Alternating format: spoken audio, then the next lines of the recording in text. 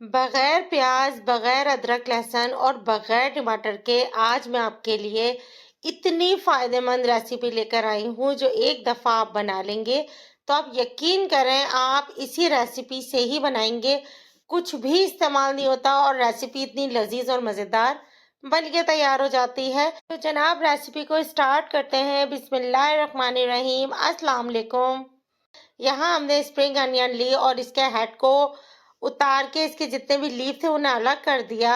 अब इसके ऊपर का जो हिस्सा है उसको हम साफ करके एक तरफ रखते जाएंगे और रखने के बाद इसको हम बिल्कुल बारीक बारीक कट कर लेंगे। देखिए सारे मैंने साफ करके एक तरफ किया। अब इसको हम बारीक बारीक कट कर लेंगे।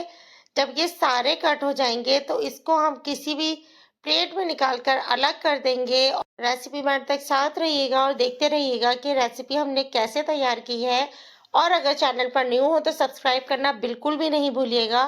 बेल का बटन जरूर प्रेस कीजिएगा ताकि आने वाली तमाम मेरी रेसिपीज आप तक पहुंचे। फ्रेंड्स फैमिली में भी डेली कुकिंग शो को जरूर शेयर कीजिएगा। यहाँ आप देखें कितनी फ्रेश हमारे पास ग्रीन अनियंस थी, सारी कट कर ली। अब हम चलते हैं लिव्स की तरफ। इनको भी हम अच्छे से कट कर लेंगे। वॉश मैंने पहले भी कर लिया था और हम बाद में भी कर लेंगे। आप ये देखें कितनी फ्रेश लीव्स हैं और कितने खूबसूरत कलर इसका आया है। जब हम पका के इसको तैयार करेंगे ना फिर इसका जायका आप देखिएगा ये कितने मज़े का बन के तैयार होगा इंशाल्लाह।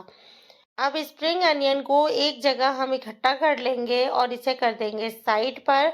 और अब हम चलते हैं इसको पकाने की तरफ और देखिएगा कि ये रेसिपी कितनी क्विक जल्दी बन के तैयार होगी और इसमें कुछ भी नहीं डलता और बहुत ही कम अज्जा से आप ये रेसिपी तैयार कर लेते हैं।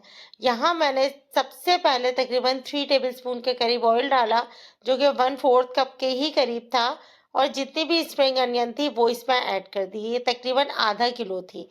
ये ऐड करने के बाद अब मैं इसमें डालूंगी आलू जो कि मैंने बहुत छोटे छोटे साइज में कट करके रखे हुए थे क्यूब्स पे।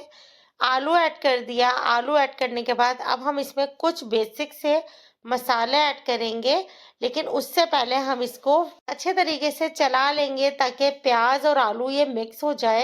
अगर आप इसके फायदे देखें, गूगल पे जाके सर्च करें तो आप खुद देखिएगा कि इसके इस कदर फवायद हैं कि इस वीडियो में, छोटी सी वीडियो में बताना बहुत मुश्किल है।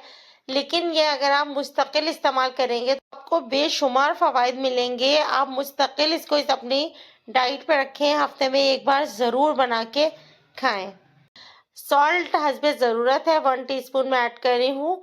इसके अलावा रेड चिली पाउडर मैंने यहाँ यूज़ किया, वो भी 1 टीस्पून ऐड किया। बस अब हम इसको चलाएंगे। और आप ये देखें कि आज मैंने बहुत ज़्यादा तेज़ नहीं किया और इसका खुद का कितना पानी है जो वो निकला है। इसको हमने बगैर पानी डाले पकाना है। आप ये देखें कि इतने ही पानी में आलू भी आराम से गल जाएगा। इसमें बिल्कुल एक्स्ट्रा पानी डालने की ज़रूरत नहीं है। एक्स्ट्रा पानी डालने से क्या होता है, इसका फ्लेवर जो है ना वो ख़राब हो जाता है।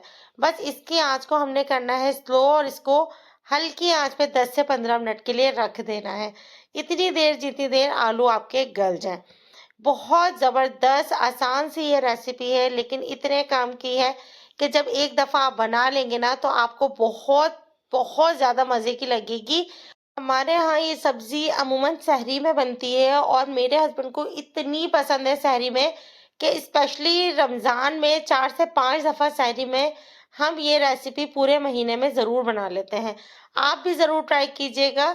ये देखिए आलू गल चुके हैं। अब हम इसे भूनेंगे ताकि जितना भी ऑयल रह गया है वो भी निकल आए और फिर हम जो है ना इसे डिश आउट करेंगे। बहुत आसान सी, बहुत सादा सी, बहुत छोटी सी रेसिपी थी, लेकिन मैं उम्मीद करती हूँ कि आपको ज़रूर पसंद आई होगी। ज़रूर ट्राई कीजिएगा और फीडबैक दीजिएगा कि ये रेसिपी आपको कैसी लगी। लाइक करना बिल्कुल भी नहीं भूलिएगा और कमेंट करके भी ज़रूर बताइएगा। डिश आउट करते हैं। डिश आउट करने के बाद इसको चपाती के साथ आप खाएंगे और पराठे के साथ खाएं। आप देखें आपको कितना मज़ा आएगा। इंशाल्लाह कल किसी नेक्स्ट रेसिपी में आपसे मिलेंगे। डेली कुक शो पे रोज़ाना बेहतरीन रेसिपी हम लेकर आते हैं ताकि आप हमारी हर रेसिपी से बहुत ज़्यादा फ़वाद हासिल कर सकें।